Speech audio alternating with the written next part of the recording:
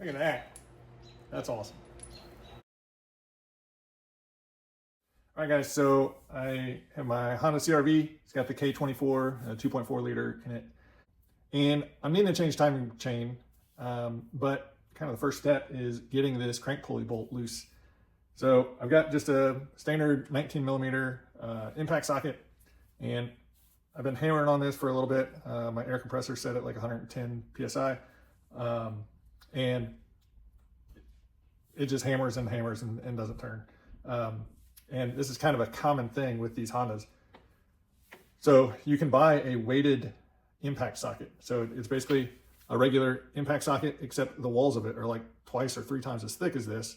And it just gives it a lot more mass. And everything I've read said that it usually just zips the bolt out like in a few seconds.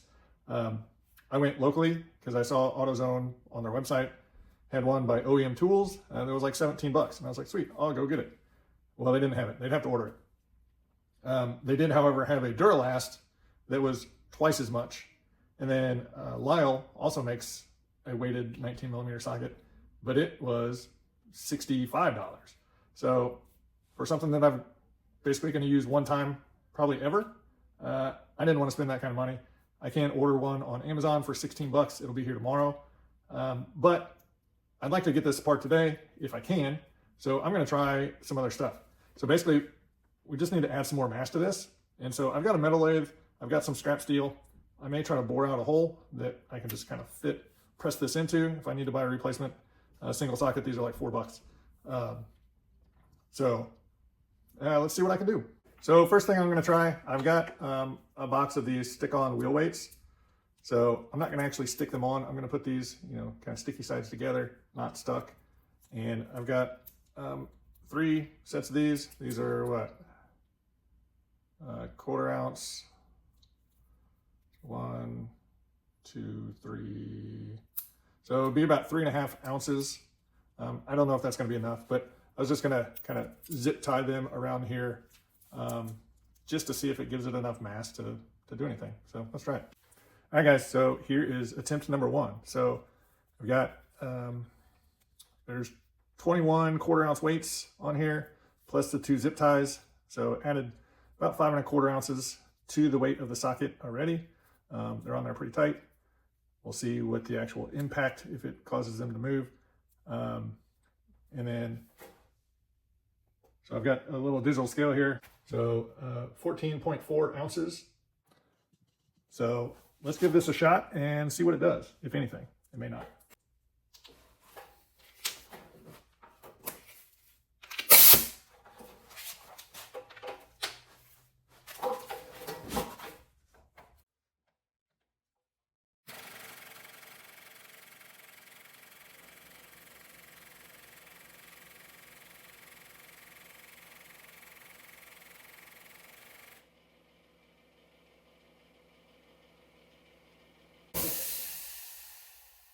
Okay, so now that the air compressor is full, let's try it again.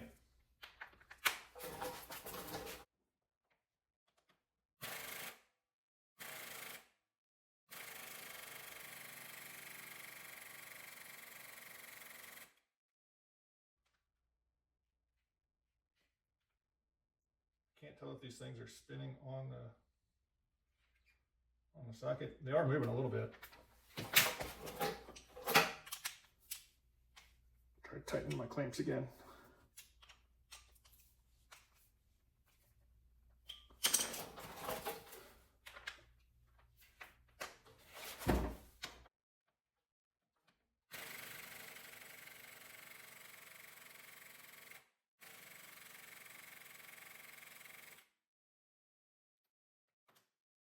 Well, no luck with that.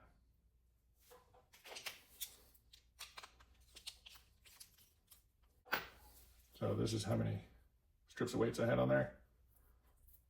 And yeah, they were spinning around the socket a little bit.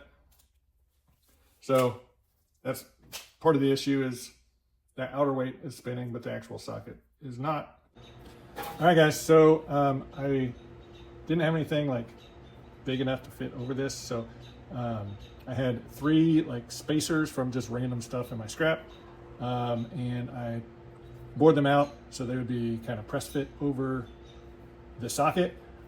Here is the standard diameter of the socket, and you can see I got, this was one spacer that I bored out, and then a spacer identical to that stacked the other direction, and then this spacer here I just bored a little bit bigger so it fit this outer diameter, and then I kind of welded them all to this socket. So I now have this.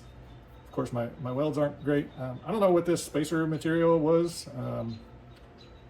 On the lathe, it was just produced like little fine chips, and I originally heated this bottom one up with a MAP gas torch, and I don't know if it was just oil cooking out of this or what, but it kept like flaming up, catching on fire. I don't think it's magnesium or anything, but and then yeah, when I kind of tack welded around, it just have some, it just catch fire and just a quick blow on it and it'd go out. But we're gonna see what this does.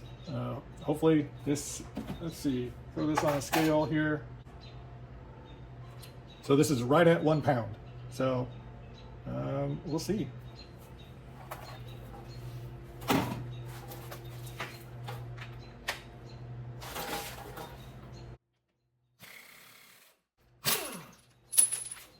Look at that. That's awesome. So it's still a little warm, but pull it right out. So if you don't have the tools or the means to make one of these, and you're trying to get the crank bolt out on a K24, it's in several Hondas, Acuras, whatever, definitely get yourself a weighted socket. I'll put a link down in the description. Cheap one from Amazon, about 16 bucks, at least as of right now. But of course, if you need the name brand stuff, if you do this on a daily basis, you may want to get something that has a warranty, and in which case you can get a Lyle, or I'm sure Snap-on offers something. But I'll put a link to the Lyle down below. So let me know, guys, have you struggled to get a crank bolt off of a Honda engine? And if so, what have you done? I've seen stories of people putting breaker bars against the ground and they bump the starter to have the starter motor spin the crank. But this is how I did it. This came off no problem. You saw me earlier hammering on it, but this did the trick. So if you like what I do, give me a thumbs up, hit that subscribe button. Until next time, we'll see you later.